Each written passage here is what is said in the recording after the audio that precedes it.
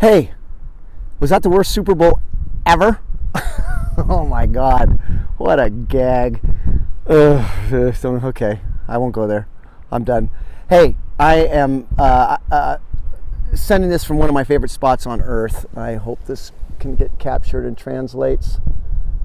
It is just beautiful. I come here on my days off. I like to go for a nice long drive and come up here and hang out. This is my office, and I just feel so blessed, and it's, you know, it's like the perfect place to be able to send a video instead of type something up for you today. Okay, so, and also, you know, I wanted to I talked about that I was going to spend a little more time lately on a role of dealing more with craft and questions having to do with acting, etc. But something's happened this week that has almost forced me to veer off a little bit. So I hope what I share can help somebody out there today. And that is, I had 4 different students, 2 currently at our school, and then 2 graduates in LA, reach out with almost the exact same thing. And basically, they're just struggling, right? They're just struggling with life. And I mean, you know, hello, we can all relate, right? But I'm talking, they're really down. They're stressed. They got a lot of anxiousness. They got a lot of fear. They got a lot of anxiety. They got a lot of depression. You know, and again, I can relate. For those of you that have been following me for a while, you know that over the last several years, I have dealt with a lot of different things, personally and professionally. And again, right now, I am not talking about one individual. I want to be very clear about this. I'm talking about a bunch of different situations and things that have caused me to really take a punch from life. And again, personally and professionally. So I want to stress that. And you know, I've learned a lot in this chapter. I'm actually at the point where I can say I'm becoming, you know, getting closer to being grateful for all of the different things that have come my way. Because what it's challenged me to do is get really clear on, you know, what is the next chapter of my life, professionally and you know, and personally too. But I'm talking professionally right now. And really, the advice, the thing that came out of my talks with these people that I care so much about is, you know, when you're stuck like this, it you know, everything suffers, right? I mean, we don't want to work out, we don't eat well, we don't go out, we don't create things, we don't, right? Everything just tends to suffer. And so how the hell do you get unstuck when you're stuck like this? And I'm a big fan of working out when you're down like that. To getting the endorphins going really help. And I am a big fan of a morning routine more than ever when you're in the rapids of life, right? You know, just something that you do daily. Win the morning, win the day is a big theme of mine. And so I'm a big fan of that, right? But the main thing that came out of this time with these students this week, and really why I wanted to share today, and the thing that I've been working on, the thing that I've learned, the advice I gave, but based on that, 2 things.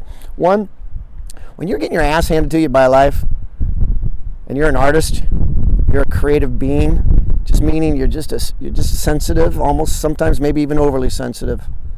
The importance of reaching out to others and giving. I know it feels like the time when you should be getting everything. You need to be receiving everything because your tank feels low. But I really want to encourage you to find a way to give, to be of service, to help others when you're down. You won't believe the elixir that is.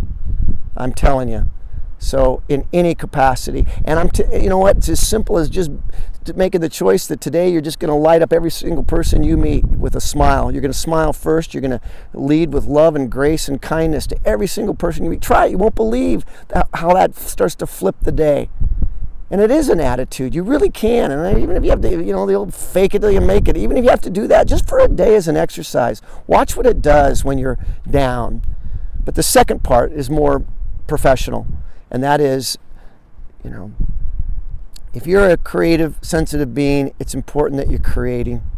It's important that you're doing stuff. And I realize that it may not feel like you got anything to give, to create, but you do. In fact, it's really rich, ripe time. And don't worry about it being great. Don't worry about, even if it is just journaling, even if it is just writing, even if it is just outlining, even if it's just reading a book on screenwriting or filmmaking or something, do something. We have a film lab at our school now, and spearheaded by my daughter. It's just a brilliant new chapter of our school. And we're empowering our people to be making movies. And a lot of them are intimidated. They've never made a film before. They've never written a screenplay before. And, we keep saying, don't try to make a great film. Don't try to write a great screenplay. Just write a bunch of bad ones, but get going, get that momentum going. And that's what I've been doing my best anyway in this latest chapter of my life. Is I found great value in not throwing yourself in your work, not burying yourself, not dealing with your stuff, but the importance of balance, the importance of doing what you love to do at a time when you're not really loving a lot of other things going on in your life. The importance of having elements in your life, components in your life on a daily basis of what you love to do. And I realize some of you may not have strong careers right now. So you're like, well, I'd love to go work, but I can't. Well, that's bullshit. Yes, you can. You can. You can. You could be creating. You could be working at your craft. You can be watching movies and breaking them down and going to the DVD section or the sections where the directors talk. You know where I'm going. Buy Masterclass. Devour that. There's so many outlets. Google whatever and watch that. But just make the choice to do something on a daily basis, especially when you're getting your ass handed to you. That's creative. That's doing what you love. That's what I've been doing, and it really helps me very much. I hope it helps you. Okay? I'll see you next week. I have no idea what the hell I'll be talking about, so I'll see you then.